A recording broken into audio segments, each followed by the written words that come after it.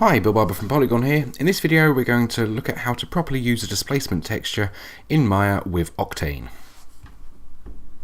Before we get started, let's take a look at the material we'll be using. It's ground asphalt broken 001 and is easily one of my favourite ground textures here at Poliigon. It's brilliant for demonstrating this displacement, which is why I picked it. I've already got the 4K version saved to my hard drive and I'll include a link below the video. As a note, I would recommend getting the 4K version if you're going to be following along, because with displacement you really do want as much detail from the texture as possible. So let's take a look at what it is we're going to be doing. You've probably heard of a bump map before, which is used to artificially give the impression of height in a material.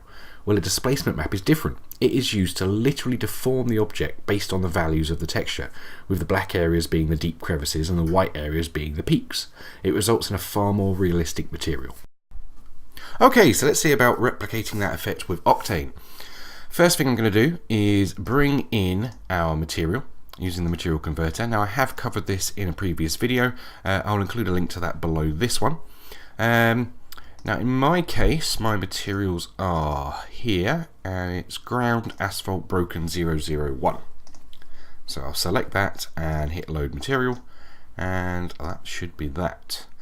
Now we can go into the hypershade. And let's just make sure it's brought in all of the nodes properly, which it has. Good. Right, so with the ground plane selected, hold down the right mouse button on the material and just hit assign to selection. And you'll notice it will change colour there. So that's been assigned. Good. Next we'll set up the interactive renderer so we can see what's going on. I'm just going to minimise that window down a little bit. There we go. Okay, so now the good thing with Octane is pretty much out of the box it will do the displacement for you. There are a few settings we need to adjust though. First of all, the scaling. We're a bit zoomed in here, so it's not looking particularly great. So let's adjust that first. Okay, so with Octane we need to lower the number to increase the tiling, because it's a bit backwards for some reason. So I think a value of about 0.2 should do nice for us. Yeah, that should be about right.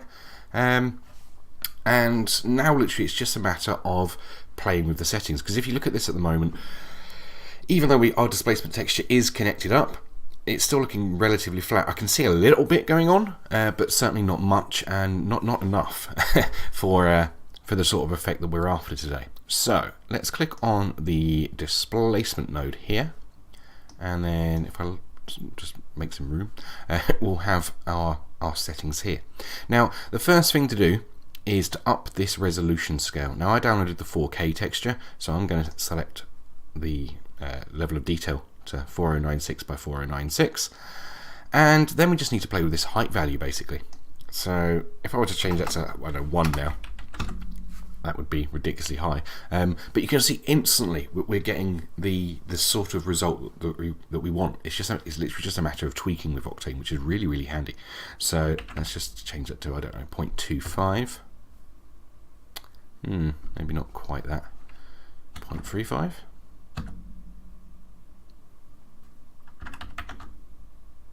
Yeah, it's just a matter of playing around with it until you get a value that works. You can also adjust the mid-level. That's kind of like where the midpoint is. It's easier to demonstrate. If I lower this a little bit, you'll notice it kind of raises up, and if I raise it, it kind of lowers down. That's useful when you're trying to, because when you do displace a surface, you need to try and match it with the rest of the scene. For instance, let's say this road, let's say it had streets by the side of it or whatnot.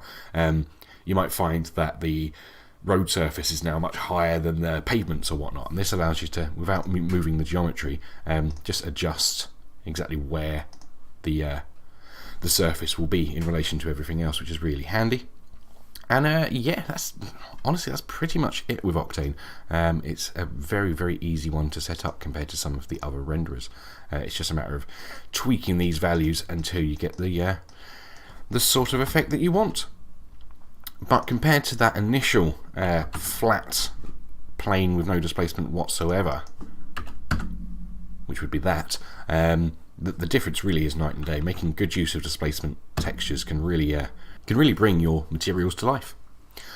So in summary, we've taken a polygon material, brought it into Maya using the material converter, played with a few of the displacement settings to get the effect that we wanted, and rendered it out with Octane.